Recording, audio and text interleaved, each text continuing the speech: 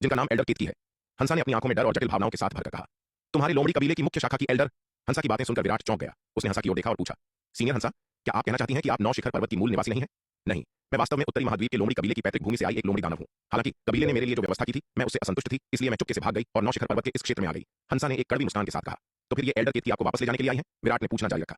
शायद। हंसा ने यह सुनकर कड़वाहट से मुस्कुराते हुए कहा, चूंकि सीनियर हंसा उस समय भाग गई थी, तो एल्डर केतकी को कैसे पता चला कि आप नौ शिखर पर्वत में हैं? विराट ने जिज्ञासावश पूछा।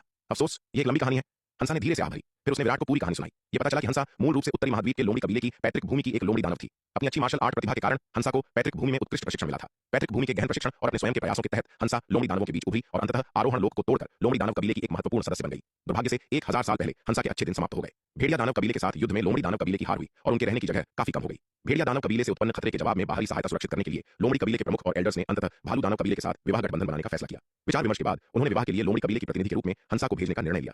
हंसा के पास जन्मजात आकर्षण और आश्चर्यजनक सुंदरता थी। उसे भालू दानव कबीले के युवा मालिक से शादी करने के लिए भेजना निश्चित रूप से उसे मोहित कर देगा, जिससे भालू दानव कबीले का पूरा समर्थन मिल जाएगा।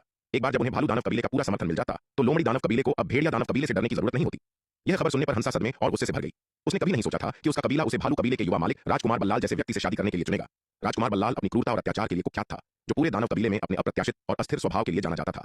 राजकुमार बल्लाल से शादी करना आग के गड्ढे में कूदने के बराबर था। वह किसी शांति की उम्मीद नहीं कर सकती थी और यहां तक कि उसकी जान को भी खतरा हो सकता था।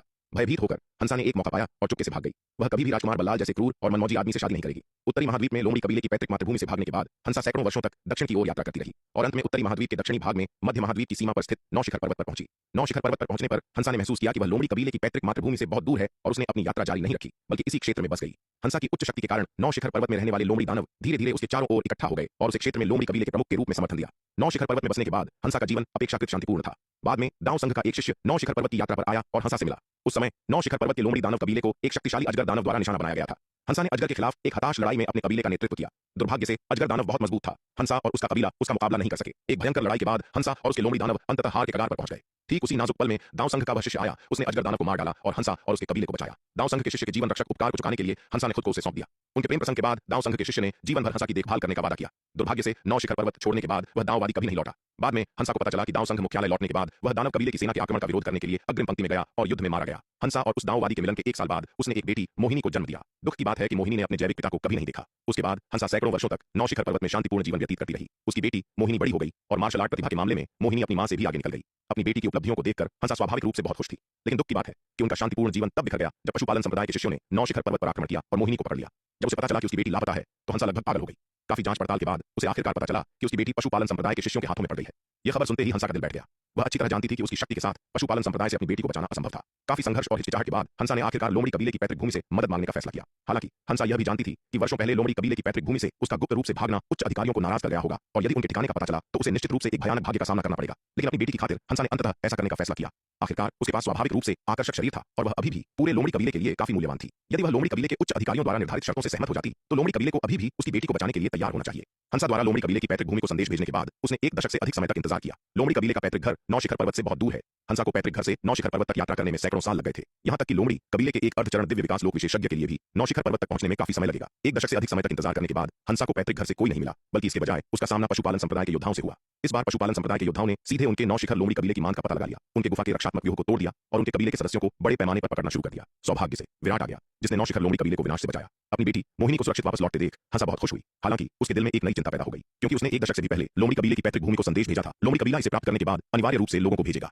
एक बार जब लोमड़ी कबीले की पैतृक भूमि के लोग आ जाते, तो यह निस्संदेह एक महत्वपूर्ण खतरा पैदा करता। अपनी बेटी के लौटने से पहले हंसा लोमड़ी कबीले की पैतृक भूमि से लोगों के आने का बेसब्री से इंतजार कर रही थी, ताकि वह अपनी बेटी को पशुपालन संप्रदाय से बचा सके। लेकिन अपनी बेटी की वापसी के बाद हंसा अब नहीं चाहती थी कि लोमड़ी कबीले की पैतृक भूमि से लोग आए, क्योंकि अगर वे आए तो वे निश्चित रूप से उसे वापस ले जाएंगे और उसका इंतजार करने वाला परिणाम निश्चित रूप से अच्छा नहीं होगा। दूर उस विशाल बूढ़ी लोमड़ी को देखकर हंसा जानती थी कि उसका डर सच हो गया था। हंसा का स्पष्टीकरण सुनने के बाद विराट को आखिरकार समझ में आ गया कि क्या हुआ था। कुर्मा, जल्दी करो और मदद करो, उस बूढ़ी लोमड़ी को नीचे गिराओ। हंसा की बात सुनने के बाद विराट ने विशाल कछुए से कहा। विशाल कछुआ, जिसे विराट से कोई आदेश नहीं मिला था, शार्दूल की मदद करने के बजाय उसके पास ही रहा था। आखिरकार उसका बड़ा भाई और वह बूढ़ी लोमड़ी भीषण लड़ाई में उलझे हुए थे। अगर वह बिना अनुमति के जल्दबाजी में हस्तक्षेप करता, तो यह उसके बड़े भाई के आनंद में खलल डाल सकता था और उसे नाराज कर सकता था। क्या यह मुसीबत मोल लेने जैसा नहीं होगा? लेकिन अब अपने बॉस के आदेश के साथ चीजें अलग थीं। हाँ बॉस, विशाल कछुए ने तुरंत उत्तर दिया। उसकी आकृति चमक उठी और वह युद्ध के मैदान की ओर उड़ गया। युद्ध के मैदान में उड़ने के बाद विशाल कछुए ने अपना पंजा बढ़ाया और उस विशाल बूढ़ी लोमड़ी को थप्पड़ मारा। इसके बाद एक कान फोड़ देने वाली दहाड़ सुनाई दी। उस विशाल बूढ़ी लोमड़ी को पंजे की मार से तोप के गोले की तरह जमीन की ओर धकेल दिया गया। धड़ाम, वह विशाल बूढ़ी लोमड़ी भारी भरकम तरीके से जमीन से टकराई, जिससे एक विशाल गड्ढा बन गया। थूक। बूढ़ी लोमड़ी गड्ढे के तल पर पड़ी थी और उसने खून की एक उल्टी की। फिर गड्ढे के तल पर वह विशाल बूढ़ी लोमड़ी वापस एक बूढ़ी औरत के रूप में बदल गई, जिसका चेहरा झुर्रियों से भरा था। बूढ़ी औरत ने आकाश में विशाल कछुए को देखा। उसकी आंखें अत्यधिक सदमे से भरी थीं। यह कैसे हो सकता है? एक अर्धचरण दिव्य विकास लोक का विशाल कछुआ इतनी भयानक शक्ति कैसे रख सकता है? ऐसी शक्ति अर्धचरण दिव्य विकास लोक की युद्ध सीमा से कहीं अधिक थी। यहाँ तक कि दिव्य योद्धा सूची के नंबर 1 विशेषज्ञ के पास भी शायद इतनी भयानक शक्ति नहीं थी। एक अर्धचरण दिव्य विकास लोक कल्टीवेटर और एक सच्चे दिव्य विकास लोक कल्टीवेटर के बीच का अंतर हालांकि प्रतीत होता है कि केवल आधा कदम है, वास्तव में एक अजय खाई जितना विशाल है। यहाँ तक कि सबसे शक्तिशाली अर्धचरण दिव्य विकास लोक कल्टीवेटर भी एक सच्चे दिव्य विकास लोक विशेषज्ञ को हरा नहीं सकता। यह वस्तुतः पूरे शक्ति सिंधु महाद्वीप में सामान्य ज्ञान है। हालांकि बूढ़ी औरत ने स्पष्ट रूप से महसूस किया कि विशाल कछुए की शक्ति अर्धचरण दिव्य विकास लोक से कहीं अधिक हो गई थी, जो एक सच्चे दिव्य विकास लोक कल्टीवेटर के स्तर तक पहुंच गई थी। इसके अलावा बूढ़ी औरत ने यह भी स्पष्ट रूप से महसूस किया कि जब विशाल कछुए ने उस पर हमला किया तो उसने अपनी पूरी शक्ति का उपयोग नहीं किया था। यदि विशाल कछुए ने अपनी पूरी शक्ति के साथ हमला किया होता तो कौन जानता है कि यह कितना भयानक होता। बूढ़ी औरत का अनुमान सही था। वह पंजा प्रहार उसकी वास्तविक शक्ति से बहुत दूर था। अन्यथा यदि उसने वास्तव में मारने का इरादा किया होता तो वह पंजा प्रहार बूढ़ी लोमड़ी के लिए घातक होता, न कि केवल एक गंभीर चोट। जैसे ही बूढ़ी औरत अभी भी सदमे से उबर रही थी, एक सफेद परछाई चमकी और शार्दुल पहले से ही उसके सामने था। उसके पंजे फैले हुए थे, उसे अपने हाथ में पकड़े हुए। ए बुढ़िया, अभी तो बहुत घमंड दिखा रही थी ना, अब दिखा अपना घमंड टाइगर लॉर्ड के सामने। शार्दुल ने बूढ़ी औरत को अपने सामने पकड़ रखा था। उसे घूरते हुए अपनी भारी आवाज में कहा, यह तुम नहीं थे, यह तुम नहीं थे, तुम बेवकूफ बाघ जिसने इस बूढ़ी औरत को हराया। तुम किस बात पर इतना गर्व कर रहे हो? बूढ़ी औरत ने शार्दुल की ओर देखा और ठंडक से कहा, ए बुढ़िया, तूने क्या कहा? हिम्मत है तो फिर से कह। शार्दुल गुस्से में दहाड़ा जब उसने सुना कि बूढ़ी औरत उसे बेवकूफ बाघ कहने की हिम्मत कर रही है। उसे अपने जीवन में किसी भी चीज से ज्यादा बेवकूफ बाघ कहलाने से नफरत थी। वह टाइगर लॉर्ड बुद्धिमान और शक्तिशाली था और अद्वितीय था। फिर भी उसे उस मूर्ख पक्षी द्वारा बेवकूफ बाघ उपनाम दिया गया था, एक अपमान जिसे वह अपने जीवन का सबसे बड़ा शर्म मानता था। बूढ़ी औरत के सीधे अपमान ने निस्संदेह उसकी सबसे गहरी दुखती रग को छू लिया था। शार्दुल कैसे क्रोधित नहीं होता? हम तुम बेवकूफ बाघ, अगर तुम्हें हिम्मत है तो मुझे मार डालो। शार्दुल की धमकी सुनकर बूढ़ी औरत ने कोई डर नहीं दिखाया और चुनौती देते हुए बोली, ए बुढ़िया, तू अपनी हद पार कर रही है। क्या तुझे सच में लगता है कि मैं तुझे मारने की हिम्मत नहीं करूंगा? बूढ़ी औरत को उसे बेवकूफ बाघ कहना जारी रखते हुए सुनकर शार्दुल गुस्से में दहाड़ा। शार्दुल, उसे यहाँ लाओ। जैसे ही शार्दुल गुस्से में था, विराट की आवाज गूंजी। हाँ बॉस, शार्दुल ने जल्दी से उत्तर दिया। ए बुढ़िया, तू अब देख। शार्दुल ने अपने पंजों में पकड़ी बूढ़ी औरत की ओर देखा और फुंकार मारी। बिना किसी और देरी के वह बूढ़ी औरत को ले गया और लोमड़ी कबीले की गुफा की ओर उड़ गया। इस बीच विराट, हंसा और अन्य लोमड़ी महिलाएं पहले ही लोमड़ी कबीले की गुफा में लौट चुकी थीं। मां, युवा मालिक, लोमड़ी लड़की मोहिनी ने उनकी वापसी पर हंसा और विराट का बहुत खुशी के साथ स्वागत किया। मोहिनी, क्या तुम ठीक हो? हंसा ने मोहिनी को अपनी ओर खींचा, उसे ऊपर से नीचे तक देखा और बहुत चिंता के साथ पूछा। लोमड़ी कबीले की पैतृक भूमि के एक महत्वपूर्ण सदस्य के रूप में हंसा एल्डर केतकी की शक्ति को अच्छी तरह जानती थी, जो दिव्य योद्धा सूची में एक शक्तिशाली व्यक्ति थी और लोमड़ी कबीले के 3 महान विशेषज्ञों में से एक थी। हंसा को चिंता थी कि केतकी को पता चल जाएगा कि वह गुफा में नहीं है और वह अपना गुस्सा उसकी बेटी पर निकालेगी। मां, मैं ठीक हूं। टाइगर लॉर्ड मेरी रक्षा कर रहे थे, बस वो बुढ़िया बहुत बदतमीज थी। उसने आते ही अपमानजनक बातें करनी शुरू कर दी। टाइगर लॉर्ड को उसे सबक सिखाना चाहिए। मोहिनी ने गुस्से से कहा। मोहिनी, अभद्र मत बनो, वह हमारी पैतृक भूमि से एल्डर केतकी है। यह सुनकर कि मोहिनी वास्तव में केतकी को बुढ़िया कहकर कोस रही है, हंसा का दिल बैठ गया और उसने जल्दी से उसे रोका। एल्डर केतकी के पास लोमड़ी कबीले के भीतर सर्वोच्च अधिकार था। हंसा, जो लोमड़ी कबीले की पैतृक भूमि में पली बढ़ी थी, एल्डर केतकी का बहुत सम्मान करती थी और उनके प्रति थोड़ी सी भी अनादर की भावना रखने की हिम्मत नहीं करती थी। जैसे ही दोनों बात कर रहे थे, शार्दुल ने प्रवेश किया, बूढ़ी औरत को ले जाते हुए। तू छोटी कुलटा, तूने पिछले कुछ सालों में निश्चित रूप से अच्छा समय बिताया है। न केवल तू अपने दम पर भाग गई, बल्कि तूने किसी को चुराने और एक दुष्ट बेटी को जन्म देने की भी हिम्मत की। बूढ़ी औरत शार्दुल के पंजों में पकड़ी हुई हंसा की ओर देखकर ठंडेपन से पुकारी। मूल रूप से वह कहना चाहती थी कि उसने एक दुष्ट बच्चे को जन्म दिया है, लेकिन यह देखते हुए कि मोहिनी ने पहले ही 9 पूंछ वाली दिव्य लोमड़ी के रक्तवंश को जागृत कर लिया था, उसे दुष्ट बच्चा कहना 9 पूंछ वाली दिव्य लोमड़ी रक्तवंश का अपमान होगा। इसलिए बूढ़ी औरत ने बीच में ही अपने शब्द बदल दिए। तो यह तेरा प्रेमी होगा, तू छोटी कुलटा। उसका चेहरा निश्चित रूप से सुंदर है, कोई आश्चर्य नहीं कि उसने तेरे दिल को हिला दिया और तुझे कबीले के आदेशों की अवहेलना करके भागने पर मजबूर कर दिया। बूढ़ी औरत ने हंसा के बगल में खड़े विराट की ओर देखा और ताने के साथ कहा। विराट को हंसा और उसकी बेटी के साथ खड़ा देखकर उनका रिश्ता काफी अंतरंग लग रहा था। उसने मान लिया कि विराट हंसा का प्रेमी है और मोहिनी उनकी बेटी है। बूढ़ी औरत की बातें सुनकर विराट, हंसा और मोहिनी सभी शर्मा गए। अरे ए बुढ़िया, बकवास मत कर, जैसा तू सोच रही है वैसा कुछ नहीं है। विराट ने कुछ झुंझलाते हुए कहा। यह क्या हो रहा था? वह कब हंसा का प्रेमी बन गया? इस बुढ़िया की कैसी नजर थी? एल्डर केतकी, हंसा और युवा मालिक के बीच का रिश्ता वैसा नहीं है जैसा आप सोच रही हैं। हंसा ने भी शर्माते हुए जल्दी से सफाई दी। हम तुम दोनों व्यभिचारी, मेरे सामने नाटक करना बंद करो। तुम्हारा पाखंड घिनौना है। जब तुमने ऐसा करने की हिम्मत की तो इसे स्वीकार क्यों नहीं करते? बूढ़ी औरत ने ताना मारा। वैसे भी मैं पहले से ही तुम्हारे हाथों में हूं। मुझे मार डालो या मुझे प्रताड़ित करो, ये सब तुम्हारे ऊपर है। इस मरती हुई औरत के सामने नाटक करने की कोई जरूरत नहीं है। वह पहले से ही आश्वस्त थी कि विराट हंसा का प्रेमी है। आखिरकार इस गुफा में विराट ही एकमात्र पुरुष था। अगर वह हंसा का प्रेमी नहीं था तो और कौन हो सकता था? यह वह बेवकूफ बाघ और वह बड़ा कछुआ तो नहीं हो सकते। विराट के प्रति उनके व्यवहार को देखते हुए वे दोनों स्पष्ट रूप से इस हरे वस्त्र वाले युवक के रूहानी पालतू जानवर थे। चाहे आप इसे कैसे भी देखें, उनका हंसा से कोई लेना देना नहीं लगता था। बूढ़ी औरत की बातें सुनकर विराट अवाक रह गया। लानत है, क्या इस बुढ़िया का दिमाग खराब हो गया है? बिना किसी कारण के वह हंसा के साथ कैसे जुड़ गया? मुख्य बात यह है कि यह बुढ़िया पूरी तरह से निडर है, एक जिद्दी और गंदे स्वभाव के साथ, जिससे विराट पूरी तरह से असहाय हो गया। विराट समझाना चाहता था, लेकिन बूढ़ी औरत को लगता था कि कोई भी स्पष्टीकरण सिर्फ एक पर्दा है। उसका मन पहले ही बन चुका था। विराट ने चाहे कितनी भी वाक्पटुता से समझाया हो, वह उसके एक भी शब्द पर विश्वास नहीं करेगी। यह देखकर विराट का चेहरा कढ़ाई के पेंदे की तरह काला हो गया। लानत है, यह सच में पैंट में कीचड़ गिरने जैसा है। भले ही यह गंदगी न हो, फिर भी यह गंदगी ही लगती है। शार्दुल, इस बुढ़िया से कहो कि दफा हो जाए, मैं इसे दोबारा कभी नहीं देखना चाहता। अंत में विराट ने पूरी तरह से अपना धैर्य खो दिया और काले चेहरे के साथ कहा। हालांकि वह बूढ़ी औरत की बातों पर गुस्से में था, लेकिन उसकी उससे कोई दुश्मनी नहीं थी और इतनी छोटी सी बात पर उसकी जान लेना उचित नहीं था। तुम मुझे नहीं मारोगे? विराट की बातें सुनकर बूढ़ी औरत तुरंत हक्की बक्की रह गई। उसने सोचा कि वह आज बर्बाद हो गई है, इसीलिए उसने इतना सख्त व्यवहार किया था। क्योंकि वह वैसे भी मरने वाली थी, तो वह कुछ गरिमा के साथ मरना चाहती थी। उसने कभी उम्मीद नहीं की थी कि विराट वास्तव में उसे रिहा करने का फैसला करेगा। युवा मालिक शूरवीर और दयालु हैं, स्वाभाविक रूप से वह इसे आपके खिलाफ नहीं रखेंगे, हंसा ने जल्दी से कहा। विराट की बातें सुनकर हंसा ने राहत की सांस ली। वह वास्तव में डर रही थी कि विराट गुस्से में एल्डर केतकी को मार डालेगा। हालांकि हंसा के मन में उस समय कबीले द्वारा की गई व्यवस्था के प्रति नाराजगी थी, लेकिन वह आखिरकार लोमड़ी कबीले की सदस्य थी और लोमड़ी कबीले की पैतृक भूमि के लिए उसके मन में गहरी भावनाएं थीं। वह निश्चित रूप से एल्डर केतकी द्वारा पकड़ी नहीं जाना चाहती थी, लेकिन वह यह भी नहीं चाहती थी कि एल्डर केतकी यहां मर जाए। क्या तुम सच में मुझे रिहा करने वाले हो? बूढ़ी औरत ने विराट से पूछा, अभी भी संदिग्ध दिख रही थी। दफा हो जाओ, इससे पहले कि मैं अपना मन बदल लूं, विराट ने भावहीन होकर कहा। विराट की बातें सुनकर बूढ़ी औरत को एहसास हुआ कि विराट का वास्तव में उसकी जान लेने का कोई इरादा नहीं था। ए बुढ़िया, जब बॉस ने तुझे दफा होने के लिए कहा तो दफा हो जा। इतनी बकवास क्यों? अगर तू बड़बड़ाती रही तो मेरा यकीन कर टाइगर तुझे जिंदा खा जाएगा। शार्दुल ने बूढ़ी औरत को जमीन पर पटक दिया और भारी आवाज में कहा। बूढ़ी औरत जमीन से उठी, विराट की ओर देखा और अंत में हंसा की ओर मुड़ी। बूढ़ी औरत को अपनी ओर देखते हुए हंसा ने तनाव की एक लहर महसूस की। हालांकि एल्डर केतकी अब एक कैदी थी और उसके लिए कोई खतरा नहीं थी, लेकिन एल्डर केतकी का उसके दिल में लंबे समय से एक शक्तिशाली स्थान था और उसके प्रति उसका खौफ रातों रात मिटाया नहीं जा सकता था। हंसा, ऐसा लगता है कि तुम मेरे साथ वापस आने का इरादा नहीं रखती हो। बूढ़ी औरत ने हंसा की ओर देखा और उदासीनता से कहा। हंसा, अयोग्य है, कृपया मुझे क्षमा करें एल्डर केतकी। हंसा ने बूढ़ी औरत की नजर से मिलने की हिम्मत नहीं की और सिर झुकाकर कहा, अब जब तुम काफी मजबूत हो गई हो और तुम्हारे प्रेमी के रूप में तुम्हारा रक्षक है तो मैं तुम्हारा कुछ नहीं कर सकती, लेकिन तुम्हारी बेटी ने 9 पूंछ वाली दिव्य लोमड़ी के रक्तवंश को जागृत कर लिया है, इसलिए बेहतर है कि उसे मेरे साथ आने दो। उसकी रक्तवंश प्रतिभा को केवल पैतृक भूमि में ही सबसे अच्छी तरह से निखारा जा सकता है। बूढ़ी औरत ने हंसा को घूरते हुए कहा। यह सुनकर हंसा के चेहरे का भाव जम गया। क्या कहा तुमने? मोहिनी ने 9 पूंछ वाली दिव्य लोमड़ी के रक्तवंश को जागृत कर लिया? हंसा ने अविश्वास से पूछा। लोमड़ी कबीले के बीच एक विलक्षण प्रतिभा के रूप में हंसा स्वाभाविक रूप से समझती थी कि 9 पूंछ वाली दिव्य लोमड़ी का रक्तवंश एक लोमड़ी दानव के लिए क्या मायने रखता है। वास्तव में उसने 9 पूंछ वाली दिव्य लोमड़ी के रक्तवंश को जागृत कर लिया है। बूढ़ी औरत ने निश्चितता के साथ कहा। हंसा, अगर तुम अपनी बेटी को मेरे साथ वापस आने देती हो तो पैतृक भूमि माफ कर देगी और भूल जाएगी कि तुमने पहले क्या किया था और शायद खुले तौर पर तुम्हारा और तुम्हारे प्रेमी के साथ होने का समर्थन भी करे। इस तरह तुम्हें अब छिपने की जरूरत नहीं होगी। ए बुढ़िया, चुप कर, अगर तूने और बकवास की तो मैं तुझे अभी मार डालूंगा। विराट उग्र हो गया जब उसने सुना कि बुढ़िया उसे हंसा से जोड़ने की कोशिश कर रही है और उसके माथे पर नसें फड़कने लगी। लड़के, एहसान फरामोश मत बनो, मैं तुम्हारी बेटी को उसकी भलाई के लिए लोमड़ी कबीले की पैतृक भूमि वापस ले जा रही हूं। बूढ़ी औरत विराट की धमकी से बिल्कुल नहीं डरी और ठंडेपन से पुकारी। वैसे भी वह आज पूरी ताकत लगा चुकी थी। सबसे बुरा यह होगा कि उसकी जान चली जाएगी। यह देखकर कि विराट अपना आपा खोने वाला है, हंसा ने जल्दी से कहा। एल्डर केतकी, अब और कुछ कहने की जरूरत नहीं है, हम मोहिनी को आपके साथ वापस नहीं जाने देंगे। हंसा, तुम्हें इस बारे में सोचना चाहिए। तुम जो कर रही हो वह तुम्हारी बेटी के प्रति गैर जिम्मेदाराना है। तुम्हारी बेटी तुम्हारे पक्ष में रहकर केवल अपना 9 पूंछ वाला दिव्य लोमड़ी रक्तवंश बर्बाद करेगी। बूढ़ी औरत ने हंसा को घूरते हुए ठंडेपन से कहा। मैं नहीं चाहती कि मोहिनी भविष्य में मार्शल आर्ट में महान चीजें हासिल करे। मैं बस इतना चाहती हूं कि वह शांतिपूर्ण जीवन जिए। हंसा ने एल्डर केतकी की ओर देखा और शांति से कहा। अगर वह एल्डर केतकी के साथ लोमड़ी कबीले की पैतृक भूमि वापस चली जाती है तो उसकी बेटी को बेहतर प्रशिक्षण मिल सकता है, लेकिन उसे और अधिक जोखिमों और संघर्षों का भी सामना करना पड़ेगा। हंसा नहीं चाहती थी कि उसकी बेटी उन अंतहीन विवादों में शामिल हो। मुझे उम्मीद है कि बाद में तुम्हें पछतावा नहीं होगा। यह सुनने के बाद बूढ़ी औरत ने एक तमतमाए हुए चेहरे के साथ ठंडेपन से फुंकार मारी। इतना कहने के बाद वह वहां और नहीं रुकी और गुफा छोड़ने के लिए मुड़ गई। क्योंकि हंसा ने अपना फैसला कर लिया था, वह उसे मजबूर नहीं कर सकती थी। हालांकि वह मौत से डरती नहीं थी, लेकिन अगर वह जी सकती थी तो वह स्वेच्छा से इसे नहीं खोजेगी। इसके अलावा उस विशाल कछुए और उस बेवकूफ बाघ के आसपास होने पर भले ही उसने अपनी जान जोखिम में डाल दी हो, वह बस मोहिनी को दूर नहीं ले जा सकती थी। बूढ़ी औरत के जाने के बाद हंसा ने विराट की ओर माफी मांगते हुए देखा और कहा, युवा मालिक, मुझे क्षमा करें, मेरी वजह से एल्डर केतकी ने हमारे रिश्ते को गलत समझा। क्या यह वही परिणाम नहीं है जो तुम चाहती थी? विराट ने उसकी ओर देखा और उदासीनता से कहा। इस समय विराट दृश्यों के पीछे सब कुछ देख सकता था। जब से यह लोमड़ी उससे मिली थी, वह जानबूझकर या अनजाने में उसे लुभा रही थी। शायद इस पूरी चीज की योजना पहले से ही बना रही थी। वह जानती थी कि लोमड़ी कबीले की पैतृक भूमि से कोई न कोई उसे पकड़ने के लिए जल्द ही आएगा, इसलिए शुरू से ही उसने उसे ढाल के रूप में इस्तेमाल करने का इरादा किया था। खासकर आज अपनी गुफा में लौटने के बाद यह लोमड़ी जानबूझकर उसके बहुत करीब खड़ी थी, जो स्पष्ट रूप से बूढ़ी औरत के लिए एक दिखावा था। इसके अलावा जिस शर्मीले और डरपोक व्यवहार का उसने अभी प्रदर्शन किया था, उसने बूढ़ी औरत की गलतफहमी को और गहरा कर दिया। जितना उसने समझाया, यह सब स्पष्ट रूप से लोमड़ी द्वारा बूढ़ी औरत को गुमराह करने का एक जानबूझकर किया गया प्रयास था। उसने जो कुछ भी किया वह खुद को लोमड़ी कबीले की पैतृक भूमि से होने वाली मुसीबत से बचाने के लिए खुद को ढाल बनाना था। यह लोमड़ी अविश्वसनीय रूप से साहसी थी। वह आग से खेलने और जलने से नहीं डरती थी। यह केवल उसकी मजबूत इच्छा शक्ति के कारण था कि वह सफल हुआ, अन्यथा कोई भी अन्य पुरुष उसके जाल में फंस गया होता। आपका क्या मतलब है युवा मालिक? विराट की बातें सुनकर हंसा चौंक गई और चिंता से पूछा। तुम अच्छी तरह जानती हो कि मेरा क्या मतलब है, विराट ने उदासीनता से कहा। वह हंसा की चालबाजी से बहुत नाखुश था और उसके प्रति उसका लहजा काफी असभ्य हो गया। विराट की बातें सुनकर हंसा का दिल बैठ गया। अब वह समझ गई कि विराट ने उसकी पिछली योजनाओं को देख लिया था। उसने सोचा था कि वह सभी को धोखा दे सकती है, लेकिन स्पष्ट रूप से उसने विराट की बुद्धिमत्ता को कम करके आंका था। यदि उसके कार्यों ने विराट को नाराज कर दिया तो 9 शिखर पर्वत के लोमड़ी दानव वंश के लिए परिणाम विनाशकारी होंगे। विराट अपनी शक्ति के साथ उनके पूरे वंश को आसानी से मिटा सकता था। यह सोचकर हंसा अत्यधिक पछतावे से भर गई। विराट के प्रति अपनी चालबाजी पर पछतावा कर रही थी।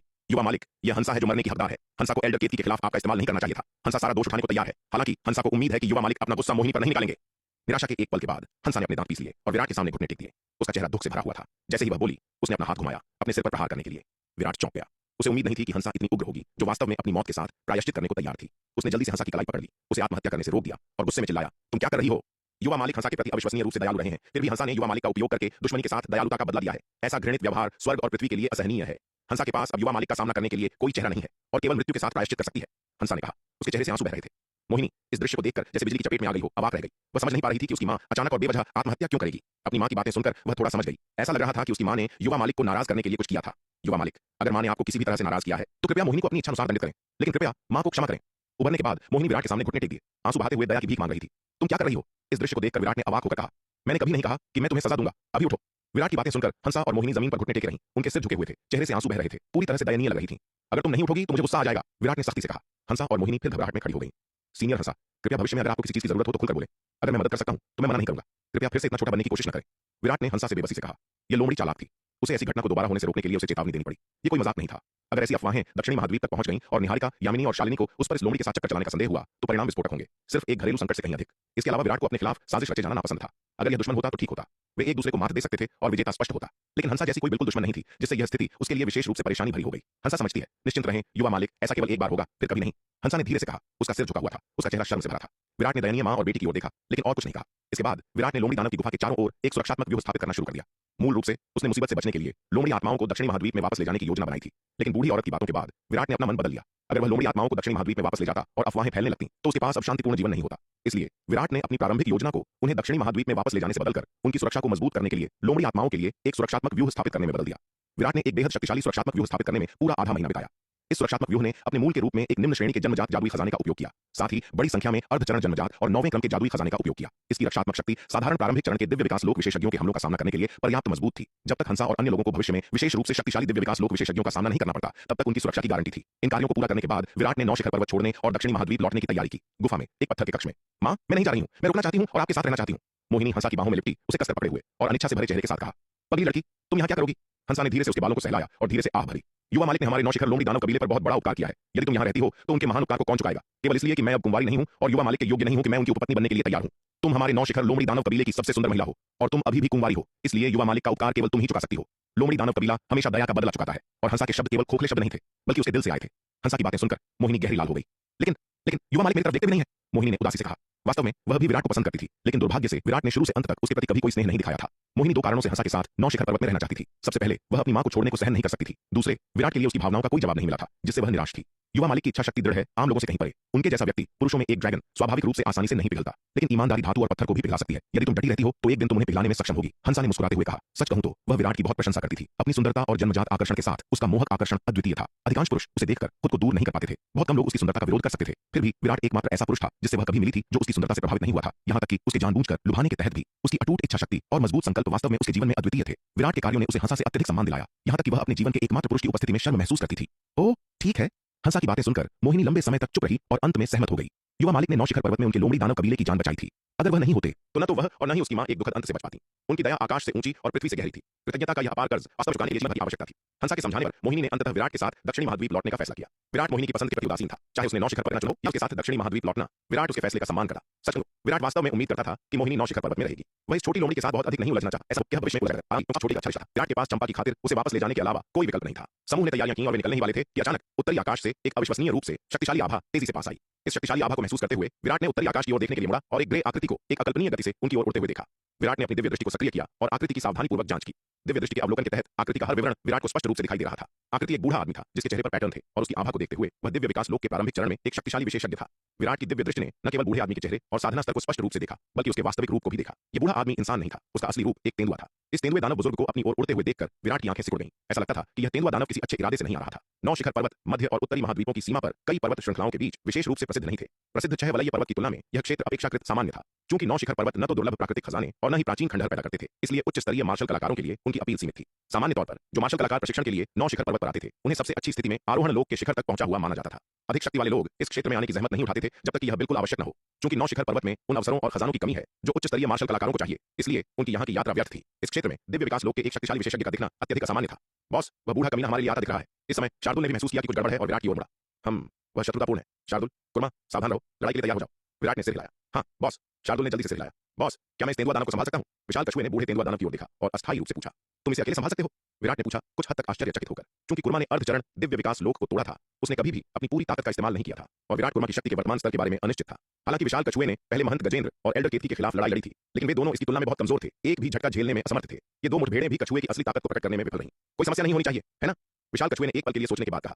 वास्तव में वह दिव्य विकास लोक के प्रारंभिक चरण में एक मार्शल कलाकार से निपटने के लिए काफी आश्वस्त था। आखिरकार वह वरुण रक्तवंश का वंशज था। एक साधारण प्रारंभिक चरण के दिव्य विकास लोक तेंदुआ दानव को हराने के लिए केवल एक दायरे को पार करना बहुत शर्मनाक होगा। हालांकि चूंकि उसने अभी तक अपनी ताकत का परीक्षण नहीं किया था, इसलिए उसने बहुत निश्चित होने की हिम्मत नहीं की। विशाल कछुए की बातें सुनकर विराट ने एक पल के लिए सोचा और अंत में सहमति में सिर हिलाया। ठीक है, तो सावधान रहना। जब विशाल कछुआ आरोहण लोक के शिखर पर था, तब भी वह एल्डर योग्यता के हमलों का सामना कर सकता था। अब अर्धचरण दिव्य विकास लोक को तोड़ने के बाद उसकी ताकत 10 गुना से अधिक बढ़ गई है। भले ही वह दिव्य विकास लोक के प्रारंभिक चरण में तेंदुआ दानव को हरा नहीं सकता, फिर भी विशाल कछुए की अविश्वसनीय रूप से मजबूत रक्षा खुद को बचा सकती है। इसलिए विराट ने विशाल कछुए को कोशिश करने देने का फैसला किया और उसने अर्धचरण दिव्य विकास लोक को तोड़ने के बाद विशाल कछुए की असली ताकत देखने का अवसर दिया।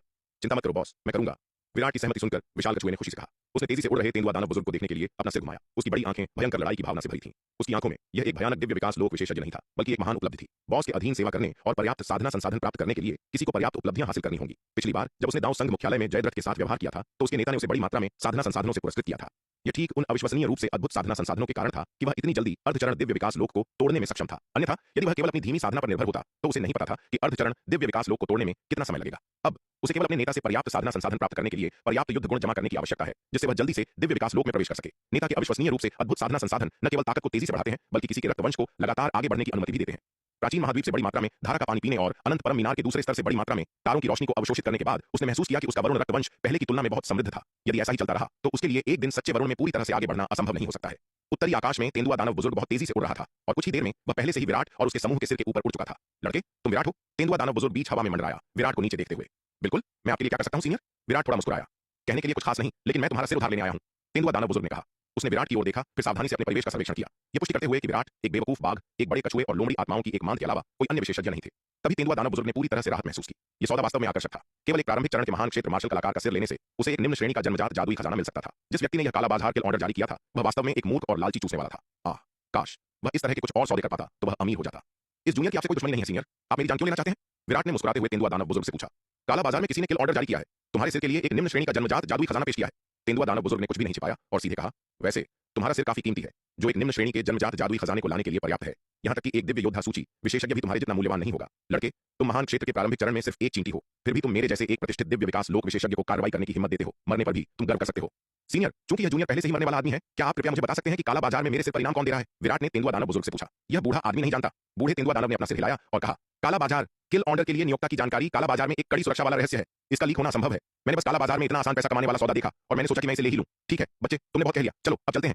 इसके साथ बूढ़े तेंदुआ दानव ने बकवास करना बंद कर दिया, अपना हाथ बढ़ाया और सीधे विराट, शार्दूल और विशाल कछुए की ओर एक हथेली से प्रहार किया। बूढ़े तेंदुआ दानव का प्रहार बहुत आसान और आकस्मिक था। उसकी ताकत के साथ महान क्षेत्र के प्रारंभिक चरण में एकमात्र चींटी को मारना मूल रूप से बच्चों का खेल था और किसी भी दुर्घटना की कोई संभावना नहीं होगी। लेकिन दुर्भाग्य से वास्तविकता अक्सर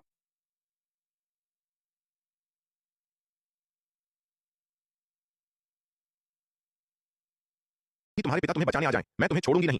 दिव्य पवन महल की स्वामिनी महारानी रेणुका ने विराट की ऑर्डर के लिए नियोक्ता की जानकारी काला बाजार में एक कड़ी सुरक्षा वाला रहस्य है। इसका लीक होना असंभव है। मैंने बस काला बाजार में इतना आसान पैसा कमाने वाला सौदा देखा और मैंने सोचा कि मैं इसे ले ही लूं। ठीक है बच्चे, तुमने बहुत कह लिया, चलो अब चलते हैं। इसके साथ बूढ़े तेंदुआ दानव ने बकवास करना बंद कर दिया, अपना हाथ बढ़ाया और सीधे विराट, शार्दूल और विशाल कछुए की ओर एक हथेली से प्रहार किया। बूढ़े तेंदुआ दानव का प्रहार बहुत आसान और आकस्मिक था। उसकी ताकत के साथ महान क्षेत्र के प्रारंभिक चरण में एकमात्र चींटी को मारना मूल रूप से बच्चों का खेल था और किसी भी दुर्घटना की कोई संभावना नहीं होगी। लेकिन दुर्भाग्य से वास्तविकता अक्सर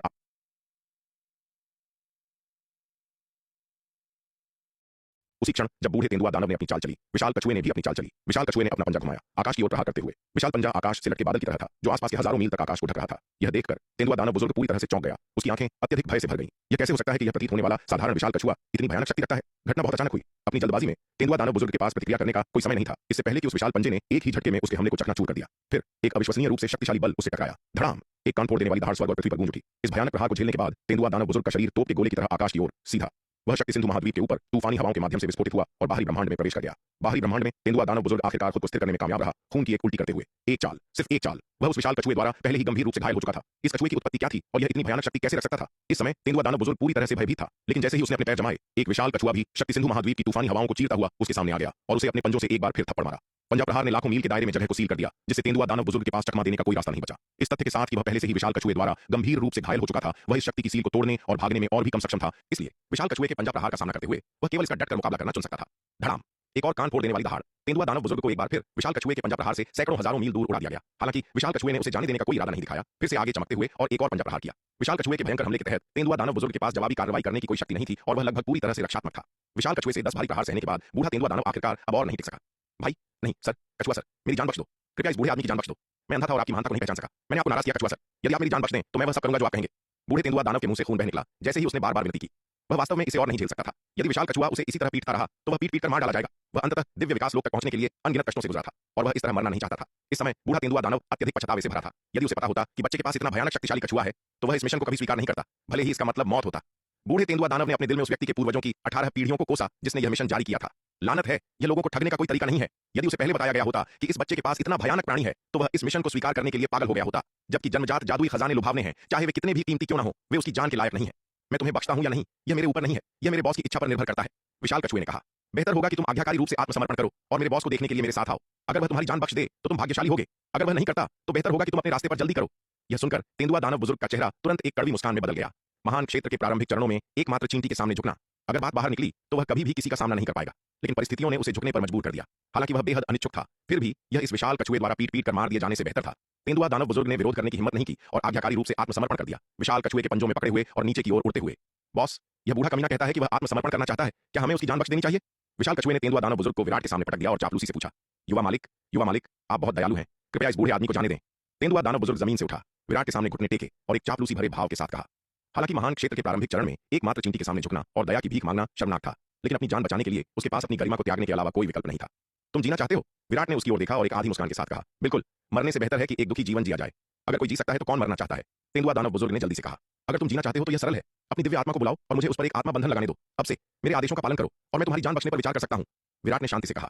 यह सुनकर बूढ़ा तेंदुआ दानव हिचकिचाया। उसने अस्थायी रूप से पूछा, युवा मालिक, क्या हम शर्तों को बदल सकते हैं? मैं मरने तक आपके प्रति वफादारी की कसम खा सकता हूं, लेकिन क्या आप कृपया मुझ पर आत्मा बंधन नहीं लगा सकते? उस पर आत्मा बंधन लगाने का मतलब था कि उसका जीवन पूरी तरह से इस हरे वस्त्र वाले युवक के हाथों में होगा। उसका जीवन या मृत्यु युवक की दया पर होगा। एक प्रतिष्ठित दिव्य विकास लोक विशेषज्ञ के रूप में बूढ़ा तेंदुआ दानव इस तरह कैद होने के लिए 100 गुना अनिच्छुक था। बड़ा कछुआ, इसे इसके रास्ते पर भेज दो।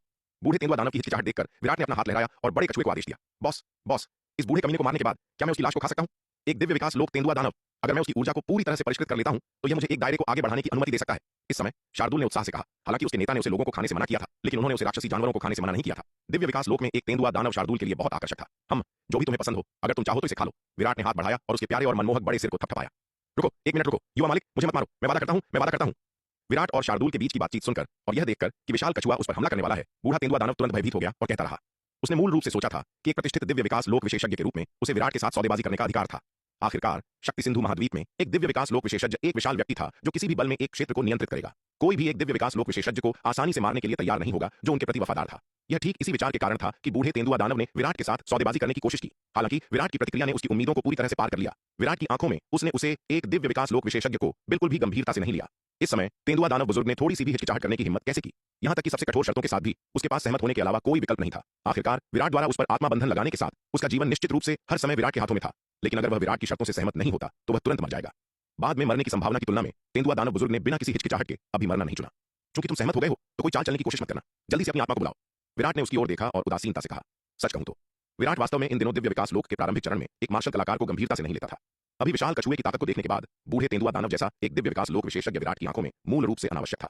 सच कहूं तो जब उसने विशाल कछुए को पूरी शक्ति से अपनी दुर्जय ताकत का प्रदर्शन करते देखा तो विराट भी चौंक गया था। उसे वास्तव में उम्मीद नहीं थी कि अर्धचरण दिव्य विकास लोक को तोड़ने के बाद विशाल कछुए की ताकत इतनी भयानक होगी। विशाल कछुए की वर्तमान ताकत के साथ वह एल्डर योग्यता से भी अधिक मजबूत था और पूरे तलवार संप्रदाय में शायद केवल उसके अपने पिता सूर्यवीर उसे पार कर सकते थे। अपनी कमान के तहत इतने शक्तिशाली गुर्गे के साथ तेंदुआ दानव बुजुर्ग जैसा पावर हाउस कुछ हद तक अनावश्यक लग रहा था। हालांकि यह देखते हुए कि वह एक दिव्य विकास लोक विशेषज्ञ था, विराट ने फिर भी उसे प्रस्तुत करने का मौका दिया।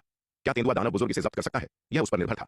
विराट की बातें सुनकर तेंदुआ दानव बुजुर्ग ने लापरवाही करने की हिम्मत नहीं की और तुरंत अपनी दिव्य आत्मा को अपने शरीर से बाहर बुलाया, जिससे विराट को उसके भीतर एक दिव्य आत्मा बंधन लगाने की अनुमति मिली। वैसे तुम्हारा नाम क्या है? विराट ने तेंदुआ दानव बुजुर्ग की दिव्य आत्मा में प्रतिबंध लगाने के बाद पूछा।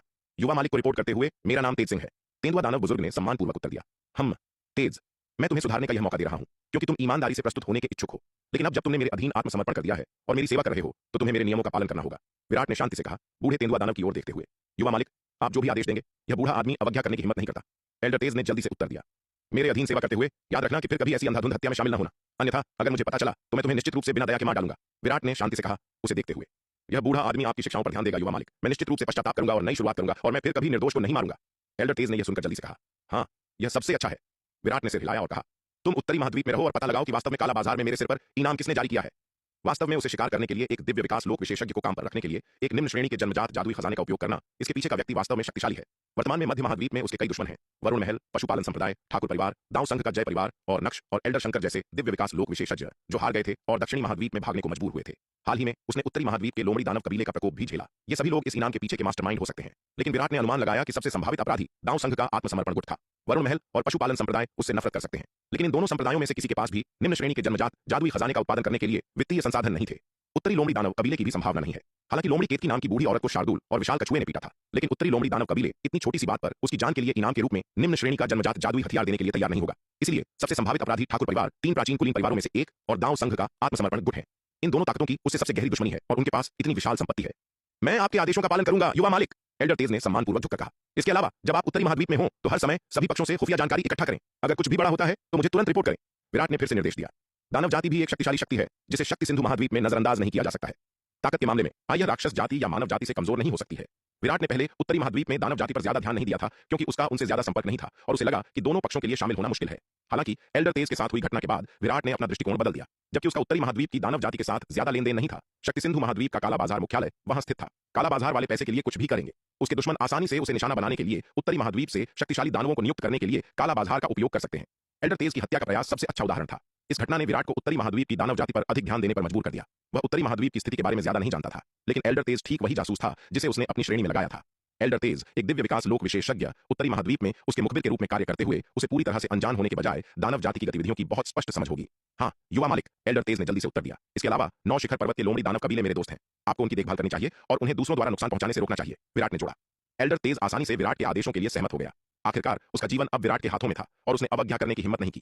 इसके अलावा विराट के निर्देश उसके लिए आसान थे और उसे कोई भी जानलेवा काम करने के लिए नहीं कहा गया था, जिससे एल्डर तेज को राहत मिली। ऐसा लग रहा था कि उसका नया मान्यता प्राप्त स्वामी एक परोपकारी शासक था जो उसके दुर्भाग्य के बीच भाग्य का एक झोंका था। कुछ व्यवस्था करने के बाद विराट शार्दूल, विशाल कछुए और मोहिनी के साथ चला गया। इस बार विराट ने 6 वलय पर्वत के माध्यम से स्थानिक मार्ग का रास्ता नहीं अपनाया। इसके बजाय उसने 9 शिखर पर्वत में एक एकांत स्थान पाया, एक टेलीपोर्टेशन व्यूह स्थापित किया और इसके माध्यम से दक्षिणी महाद्वीप में लौट आया। उसका हंसा और अन्य लोमड़ी दानवों को इस टेलीपोर्टेशन व्यूह के बारे में बताने का कोई इरादा नहीं था। ऐसा न हो कि ये लोमड़ी आत्माएं दक्षिणी महाद्वीप की यात्रा करने और उसे परेशानी पैदा करने के लिए इसका इस्तेमाल करें। विराट ने टेलीपोर्टेशन व्यूह के चारों ओर एक रक्षात्मक और छिपाने वाला व्यूह स्थापित किया। इसे पहाड़ों और जंगलों में पूरी तरह से छिपा दिया। इस छिपाने वाले व्यूह के साथ जब तक कि एक दिव्य विकास लोक विशेषज्ञ सावधानीपूर्वक खोज नहीं करता, टेलीपोर्टेशन व्यूह का कोई भी निशान मिलना मुश्किल होगा। दक्षिणी महाद्वीप लौटने के बाद विराट ने मोहिनी को चंपा को सौंप दिया। उसे उसके साथ रहना जारी रखने दिया। वह इस छोटी लोमड़ी के साथ बहुत ज्यादा नहीं उलझना चाहता था। ऐसा न हो कि यह कोई गलत फहमी पैदा करे जिससे वह अपना बचाव न कर सके। इस दौरान चंपा को प्रशिक्षण के लिए महारानी रेणुका द्वारा विभिन्न स्थानों पर ले जाया गया था और उसने अपनी साधना में बहुत कड़ी मेहनत की थी। अब चंपा ने आरोहण लोक के मध्य चरण को तोड़ दिया था। उसकी ताकत बहुत बढ़ गई थी। जब विराट मोहिनी को चंपा के निवास पर लाया तो उनका सामना वहां महारानी रेणुका से हुआ। विराट को मोहिनी के साथ आते देख महारानी रेणुका की सुंदर आंखें लगातार उन दोनों को स्कैन करती रहीं। महारानी रेणुका की जांच करती निगाहों के तहत विराट बेहद असहज महसूस कर रहा था, जैसे कि कांटों पर बैठा हो। मौसी रेणुका, क्या कोई बात है? विराट आखिरकार और पीछे नहीं हट सका। उसने मुश्किल से थूक निगला और सावधानी से पूछा, मैं ठीक हूं या नहीं ये महत्वपूर्ण नहीं है। मुख्य बात यह है कि तुम ठीक हो या नहीं। महारानी रेणुका ने ठंडेपन से पुकार मारी। ओह, आपका क्या मतलब है मौसी रेणुका? विराट ने कुछ हैरान होकर पूछा। उसे महसूस हुआ कि महारानी रेणुका के इरादे अच्छे नहीं थे। विराट, मैं तुम्हें चेतावनी दे रही हूं। बेहतर होगा कि तुम चंपा को धोखा देने के लिए कुछ न करो, अन्यथा तुम्हारे पिता के तुम्हारी रक्षा करने के बावजूद मैं तुम्हें नहीं छोड़ूंगी। महारानी रेणुका ने विराट को घूरा। उसका चेहरा उदासीन था। मौसी रेणुका, आप क्या कह रही हैं? मैं चंपा को धोखा देने के लिए कुछ भी कैसे कर सकता हूं? अगर मैंने वास्तव में ऐसा कुछ किया तो आपको मुझे जवाबदेह ठहराने की भी आवश्यकता नहीं होगी। मैं खुद को भी नहीं बख्शूंगा, विराट ने गंभीरता से कहा। उसके दिल में चंपा की जगह अपूरणीय